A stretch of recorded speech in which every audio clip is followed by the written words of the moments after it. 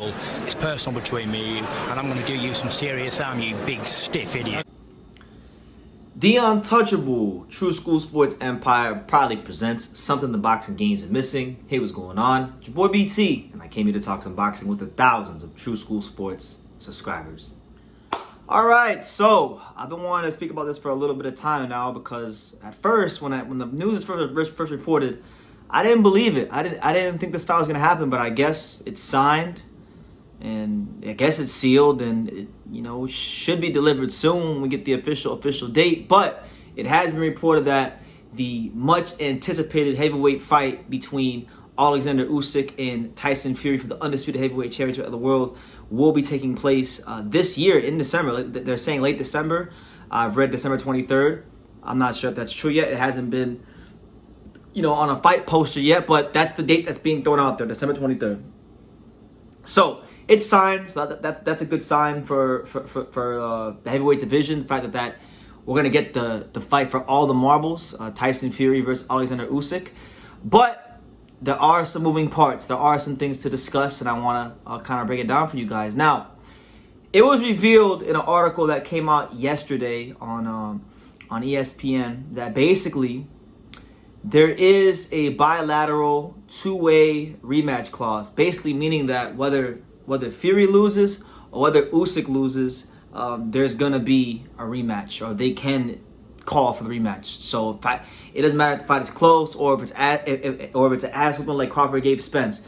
The loser of the fight can definitely enact rematch. And with this fight being in Saudi and the Saudi Arabians putting a lot of money behind this fight, it'd be hard for me to see whether it's Usyk losing or Fury losing. It'd be hard for me to see either one of them foregoing a rematch when there's that much money on the table for a second fight. So with that being said, we're going to get our first undisputed champion in the heavyweight division since Lennox Lewis. That was like well over 20 years ago. So that's good for boxing. That's good for the division. The division needs an undisputed heavyweight champion. And it's gonna give the winner of that fight, much more status in boxing and beyond. So because there's not really much better you can do in boxing than being the undisputed heavyweight champion of the world. Especially in this case, we'll have an undefeated, undisputed heavyweight champion of the world. And I think if it's Usyk or it's Fury, the winner of this fight truly solidifies himself as one of the all-time greats of boxing. So that's great news there. Now, that's the good news. Now, I don't know if I don't consider this bad news because I actually like this news because I like the fact that it's benefiting one of the fighters I like. But depending on who you are, it may not be so good. So it may not be good news for you, right? So all the belts will go up in the air and they will be up for grabs when Usyk and Fury do fight for undisputed. However, the IBF has sent a letter to both fighters that pretty much that the winner of the fight, the winner of the first fight, has to fight a mandatory defense for their belt, meaning that no rematches, nothing. So if they decide to go through with the rematch, only 3 of the belts will be on the line because Filip Hrgovic has been the IBF mandatory since when?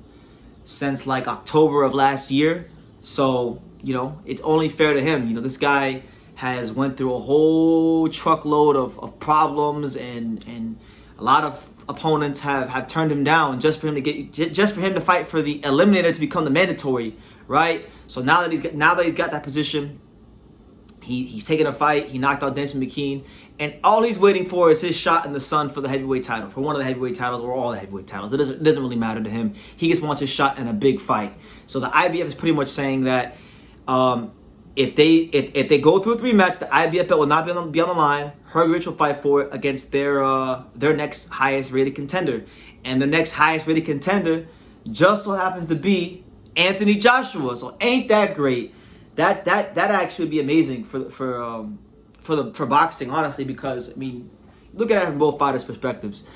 From the Hrgovic side of things, it's his chance to finally fight a big name in the heavyweight division, for him to really prove to the world, to the doubters, to the people that say he's boring, to the people that say that he's not that good, to the people that say that he's just a whatever heavyweight. He gets to fight a former 2-time heavyweight champion of the world, Anthony Joshua. So that's great. And Anthony Joshua's a big name, so he's going to get paid handsomely for it. And there's that. From the Anthony Joshua side of things, it'll be his chance to do something that very few fighters in history have done, which is become a 3-time heavyweight champion of the world. And in the process, he'll be fighting one of the highest risk, low reward fighters in the world in Filip Hrgovic. So it's a great fight. It's a fight that I've wanted to see for quite some time. You know, I was very vocal after the Zhang fight, like literally a couple of days after the Zhang fight, that I've always thought Hrgovic would beat the brakes off Anthony Joshua. And the fact that you're telling me that the fine folks, the IBF, are telling me that more than likely Hrgovic is going to fight Anthony Joshua for the IBF belt, oh man, it actually couldn't happen in a better scenario than this. Because Anthony Joshua, a lot of people are under the impression that Hrgovic was going to be easy pickings for Anthony Joshua. So I'm glad that if they fight, it'll be for the belt, because not only will Hrgovic become a heavyweight champion, it's going to be Anthony Joshua's, I think it's going to be a convincing win for Hrgovic. Especially now, I mean, I was saying that after the first Zhang fight, but now you let him fight Dempsey McKean and get another 12 rounds in with the highly ranked, tough, high-risk, low-reward fighter. I mean, Hrgovic's experience level in the professional game has grown exponentially in the last 2 fights with Zhang and McKean, getting 24 rounds in with those guys. So, with that being said, I'm absolutely excited. I'm absolutely excited for Hrgovic to become heavyweight champion. Opportunity to become heavyweight champion against a great fighter like Anthony Joshua, who's been so great for boxing over the years. And if the fight happens in that fashion, then so be it, because that's what we need. You know, as far as Fury and Usyk are concerned, I'm glad that one of these guys is going to get the moment in the sun to become the undisputed heavyweight champion of the world. Tyson Fury already has a great resume. He's beaten guys like, you know, Vladimir Klitschko and Deontay Wilder on multiple occasions, and Dillian White. But adding Usyk to it is really going to take his path in the sport, I believe, into another stratosphere, because now there will be no ifs, ands, buts about it. He is the guy who beat the guy who beat the guy who got all the belts, right? So I'm happy about that. And for Usyk, it's his chance to finally do the Evander Holyfield 2.0, you know, to go undisputed at cruiserweight and to go undisputed at heavyweight. This time with it being a bit different, being that he's doing it in the 4-belt era and not the 3-belt era. So honestly, I actually think it's playing out perfectly. And then, you know, I feel like Hrgovic or Joshua, the winner of that fight, could fight the winner of Usyk and Fury for, you know, another undisputed fight, you know, and ideally, I'm hoping the matchup we get is Hrgovic. I hope Hrgovic beats Joshua. And it'd be nice if Usyk beat Fury, because I want to see Hrgovic versus Usyk, because a lot of people have been telling me Usyk's going to be Hrgovic, and I beg to differ. I think Hrgovic beat the brakes off Usyk, and I want to see it. So that's the news. There is a rematch clause in the Tyson Fury Usyk fight. The IBF is not going to allow their belt to be on the line for the rematch, so it will go up in the air.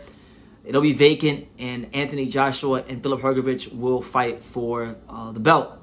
You know, if that scenario plays itself out. So make of that what you will. I'm gassed. Because I know Filip Hrgovic's hard work, his dedication, all the criticism, all the people that have avoided him is all gonna pay off soon when he gets that shot. And God willing, you know, my fingers are crossed. I'm not a rich man, but whether this fight's in England or even if it's in the Middle East, I would love to be there to see my boy Filip Hrgovic definitely have his crack at becoming heavyweight champion of the world, because I'm definitely a big supporter of his, and I'm a firm believer that he is one of the best heavyweights in the world, and has all the tools and the mental makeup to be the best heavyweight in the world when it's all said and done. And I'll stand on that square, and I'm not moving off of it. But let me know what you guys think in the comments down below. Make sure you guys take the time to subscribe, and like I say in every single one of these videos, you can love me or you can hate me, but I'm just a kid from Daniel. So until next time, take care, guys. Thank you for watching another video on the untouchable True School Sports Empire. For more great boxing content just like this video, click right here and make sure you subscribe. Much love from sunny South Florida.